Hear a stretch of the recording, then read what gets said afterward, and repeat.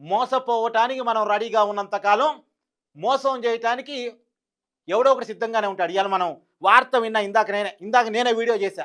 మన ఛానల్‌లో పడింది చూడండి ఒకసారి. జేడీ లక్ష్మీనారాయణ గారి భార్య, ఒక ఐపీఎస్ భార్య. ఆయనేమో సిపిఐలో జేడీకి పనిచేసిన వ్యక్తి. ఆయన భార్య ఏమో డబ్బులు ఎక్కువ వస్తాయంటే దొంగోళ్ళ మాటలు నమ్మి, సైబర్ క్రైమ్ వాళ్ళ మాటలు నమ్మి 2.5 కోట్ల రూపాయలు వాళ్ళు చెప్పినట్టు ఇన్వెస్ట్ చేసి పడేసింది. షేర్స్ అట. ఏదో 500% నీకు డబ్బులు వస్తే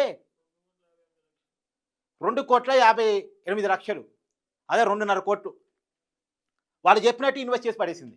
ఎందుకు 500% రెట్టింపు డబ్బులు వస్తాయి అనగానే ఆ మాట నమ్మి ఒక్కసారి ఇంత పెడితే అంత వస్తాయి అంటే, ఇంత పెడితే ఇంత రావాలట, ఇంత డబ్బులు పెడతారు ఇంత రావాలట. ఒక్కసారిగా డబ్బును వాటేసుకోవాలి. డబ్బు మీద ఉన్న పిచ్చి, డబ్బు మీద ఉన్న యావ. మళ్ళీ చిన్నోళ్ళు కాదు, ఎడ్యుకేటెడ్స్. జేడీ గారు ఐపీఎస్, జేడీ గారు వాళ్ళ అబ్బాయి ఐపీఎస్. చాలా మంచి ఫ్యామిలీ, చాలా పెద్ద ఫ్యామిలీ. ఆయన జీవితంలో చాలా గుడ్ విల్స్ ఉన్నాయి, చాలా సబ్జెక్ట్ ఉంది ఆయన దగ్గర. కానీ ఆశగా పోయి అనకూడదు, అత్యాశగా పోయి కోట్ల రూపాయలు పోగొట్టుకున్నారు. ఇప్పుడు పోలీసు వాళ్ళు అనొచ్చు, రేపు ఎవరైనా కంప్లైంట్ ఇవ్వడానికి పోతే, నేను పోగొట్టుకున్న దాంతో పోలిస్తే నువ్వు పోగొట్టుకున్న పెద్ద విషయమా?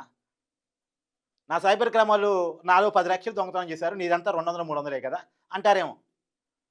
కాబట్టి ఎవరికి వాళ్ళు అవేర్గా ఉండండి.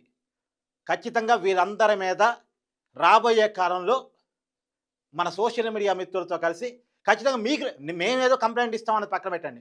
ఎవరికి వాళ్ళుగా ఎవరైతే మోసపోయారో వాళ్ళందరూ కూడా కంప్లైంట్ ఇచ్చే ప్రయత్నం చేయండి. ఎవరికి వాళ్ళుగా కంప్లైంట్ రైజ్ చేయండి.